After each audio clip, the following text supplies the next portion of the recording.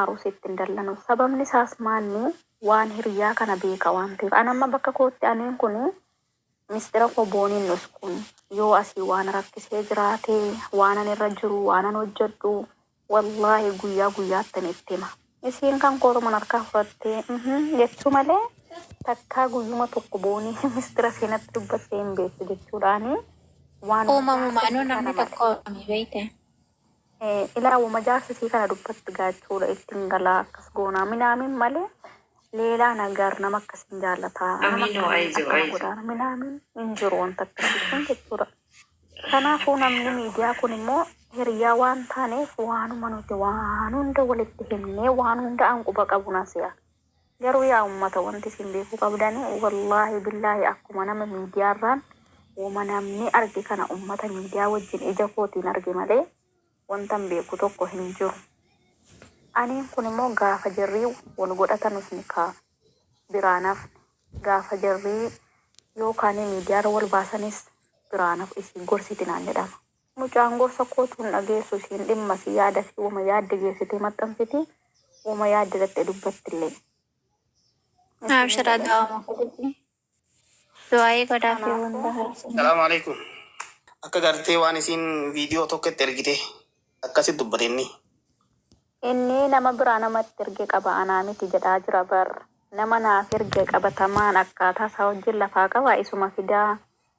Yoo hin jiru jedhee ofumaan isuma asirra naa fidaa jedhe. Hoggaasi gaafatu garuu tokkeen hoggaasi gaafatu akka waan siin jenuu ture sit dubbachuu ture halkan akka waan viidiyoo kana ati irraa waraabdee dubbatee bara hoggaasi tokkeen. Inni isa duraatii duraa miidiyaa irratti dhume sanaaf dubbataa jira beektaa isa duraan dubbatamee darbe kennaa.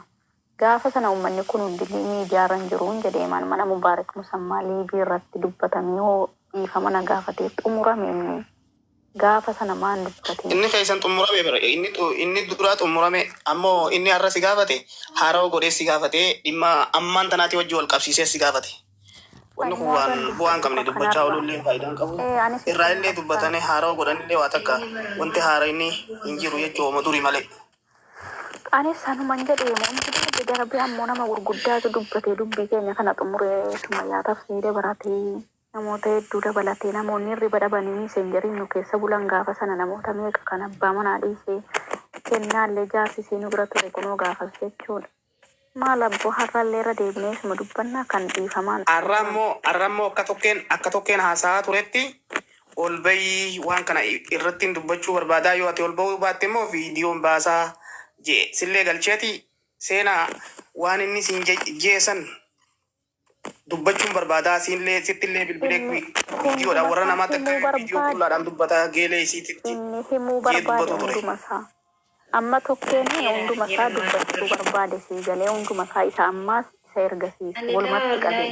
Inni akka warra gisee haasa'u irratti gisee si wajjin wal qabsiisu akka waan gartee ati viidiyoo sheekarraa martee uumama bayaan irraa martee isatti ergitee tokkotti dubbachuu ture. Jala teenyeetuma dhaggeeffatu turre baraan gadhumaatti. Inni dubbichuma keessa isaa waan beekuuf isa kanallee itti dabalachuu barbaadeeti malee viidiyoon akka nama biraa bahee. Ati silaa itti qabuuf hin qabdu ati waa'ee kanaa bira kuti jechuun hin qabda silaa yeroo akkasiisan namni yeroo fedhiinsaa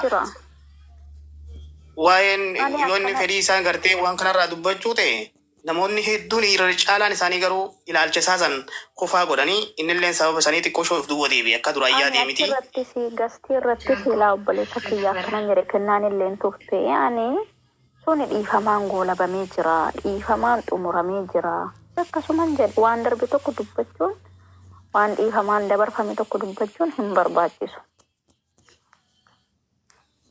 Anotoo namni dhufee kanarratti ammallee taanaan gaafii gaafachuu irra deddeebi'anii waama takka irra deddeebi'anii dubbachaa ooluun namuu folootti barbaaduun haasaa ooluu waa takka waan fiduus hin qabu waan dabaluus takka hin qabu.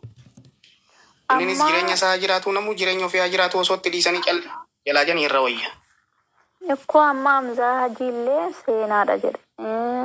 Nasiraa jedhan sunis seenaadha jedhe. Jireenya ofii haa jiraatu. Manni maraatuudha fayyaa miti. Kanaafuu moo ragaa yoo qabaatan waan takka ragaa qabatamaa wajjin kunoo. Ati ati waan akkanaa keessan seeniin irraa fagaadhu akkuma gaafa duraa irraa fagaachaa jirtu irraa fagaadhu ammallee yoo namni waan hin taane si dubbise hin dubbatiin waan hin taane wajjin. Lakki aan amma boodayyuu wallaahi yaani dhugaa dubbachuuf yaani ofumayyuu na dubbisiisee jira maaliifi ani miidiyaa kanarratti takkaa namni maqaa kiyya na tuqee hin beeku takkaa namni na xiqqeessee hin beeku takkaa namni na arrabsee hin beeku takkaa nama arrabsee hin beeku. Nama kabajuu malee nama jaallachuu malee nama gurguddaa nama kabajuu nama na jaallatu hedduun qaba miidiyaa kanarraa. Amma garuu bakka hin taane of dhaabee maatii kiyyallee arrabsiisuu jira. Wallaahi biraaziliin tokko tokkuma kana gubdanaan jedha jechuudha. Maaliif maatiin koo hundi miidiyaa fayyadamanii suuraan maatii kiyyaa miidiyaarra jira. Namni yoo waan xiqqoo si seenaadha jechuu akkas goote jechuu dhaga'u suuraa maatii kiyyaa akka fedhan godhu. Kana hunda isaatuuyyuu kan of godhee aanaa. Adeemsi maantana namoota tolu haalli maantana ijoolleen irra jiran haalli irraa dubbachaa oolan akka nama maraatee akka nama fayyaa dhabee garuu gurbaadhaan maraataa jammalee ifumaaf warrummaan miidbaa kanarraa iyyaa oolu mataan isaanii sirrii hin jiru. Guruuppii faa hidhatanii wal lolu kunoo kenna. Namni tokko yoo maraate uummanni namni tokko yoo rakkoo qabaate yoo hanqina qabaate yoo dhiphina sammuu qabaate hundi nama wajjin iyyaa ooluun faayidaan isaa maali?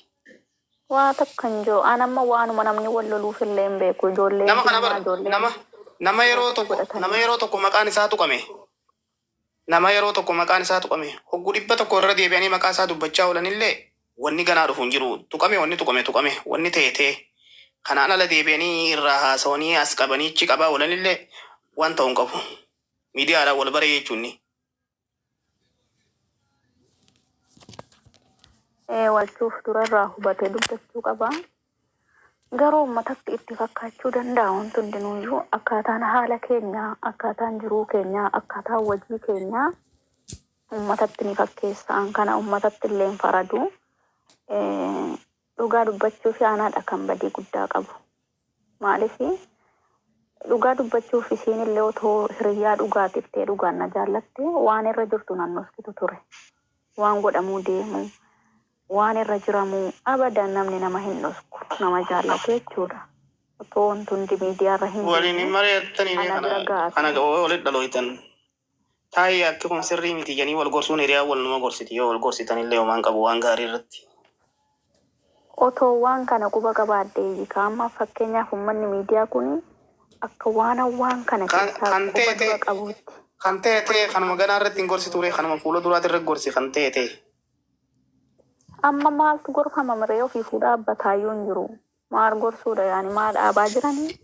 Namni sammuu ofiitiin deema sammuu ofiitiin deema. Kan adda ba'an jiranii isaanuma lamaanuu wal gorfatanii miidiyaa kanarraa illee fagaatanii yoo jireenya isaanii jiraatan. Waa'ee gorsaas kunoo kennaa gaafadhe isiinis yaani jaarsisii illee gorsa yaani wanti namni itti laafee tokko illee hin jiru.